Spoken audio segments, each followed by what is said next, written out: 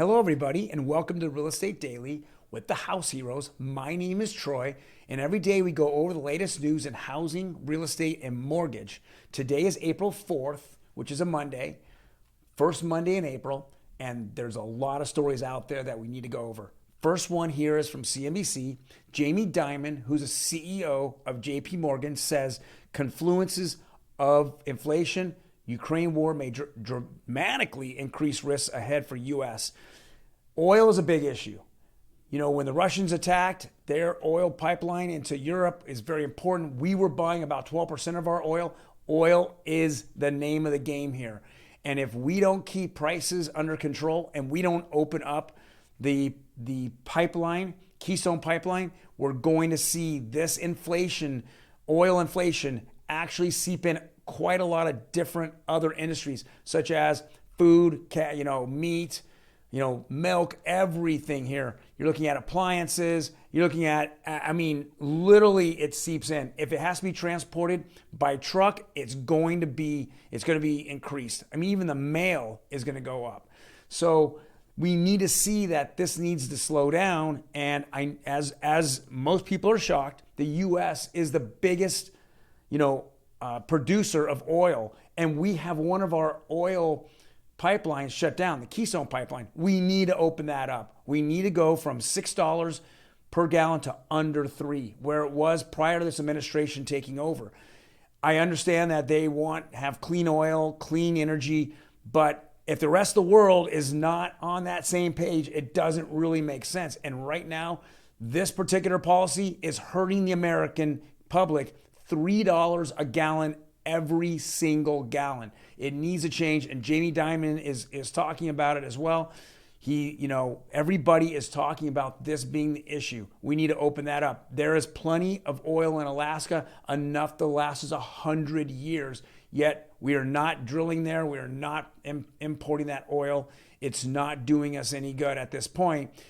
Until we can get into more of an electric society, electric energy, cleaner energy, we need to actually transition a little slower than all of a sudden stop it. And then the American public who actually elected these officials are now causing us to pull money out of our pocket for this particular policy.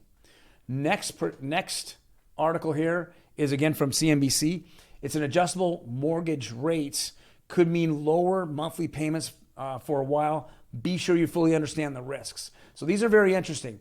You can go on an adjustable rate. You're not a fixed rate. You're not locking yourselves in. You're on an adjustable rate. So whatever the rates are today, you're banking on the rates will be going down in the future. If they go up, it's adjusting up. If it goes down, you're adjusting down. So there's a lot of gambling here. I prefer a more stable rate, a more like an interest-only rate. Even though the balance on your mortgage doesn't go up, you're paying the interest off. So you're not seeing it go up, you're just seeing it staying where it's at. Then when you see interest rates go down, and you could see that happening, then you could go and refi out that IO or interest-only. That would make more sense. Adjustable is simply going to Vegas and putting your money on either red or black. It's either going to go up or down. If it goes up, you're going to pay for it. And if it goes down, you're gonna reap the benefit, at least a little bit. But just make sure that this is the new way that people are looking at, especially with higher rates. You make sure that you have thought it through in advance prior to purchasing a home. Next is another CNBC article. Many homeowners face surprise repair costs soon after move-in. Well, this article is going over that about $1,000 come out of buyers' pockets after they purchase a home fairly quickly, with roughly within the first 30 to 60 days. Well, let's back that up. The number one thing your agent can do for a buyer is to getting the best price for you, is to get the home warranty and have the seller pay for the home warranty. So if there's any big issues in a home that your home inspector didn't see, AC, furnace, electrical, plumbing, foundation, those are the things that your home warranty has limited liability and will insure for you. Make sure you get that. Again, it's free to most buyers if you have a good real estate agent. This is very important. Otherwise, you're pulling those repairs out of pocket. You do not want to do that. Next article is from Housing Wire. It says, is the Fed Dallas Fed right to label this a housing bubble. They're using traditional charts to come up with this housing bubble. But if we go back and we really look at the last bubble, the last true bubble, which was in 2008, 2009, it was because of exotic loans. It was loans that you weren't even paying interest off, let alone any principal.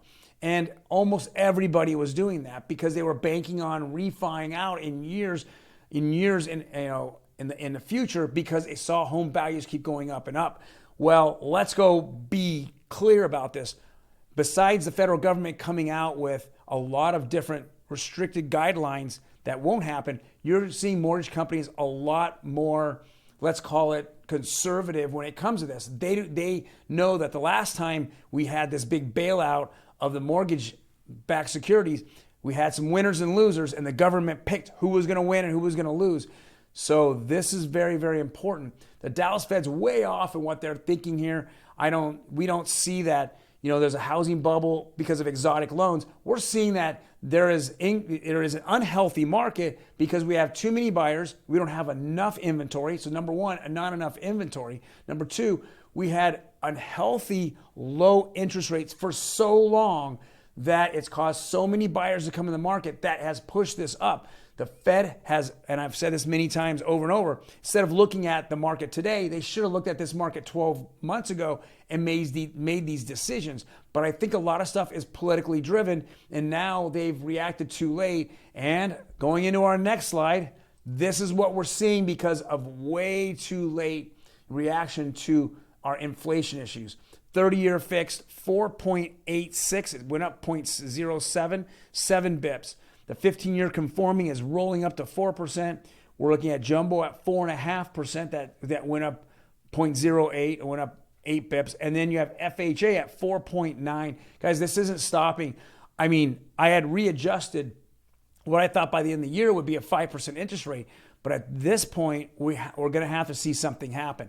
If we're going into a recession and if inflation keeps going out of control, it's going to slow the increase in the Fed raising rates. It's going to have to keep them low, right? So we don't get into a full-on recession. If that's a fact, and many economists have been calling this out now for the past 30 days because they're seeing a recession in sight, that the Fed cannot keep raising rates. You will cause a deep recession if you do.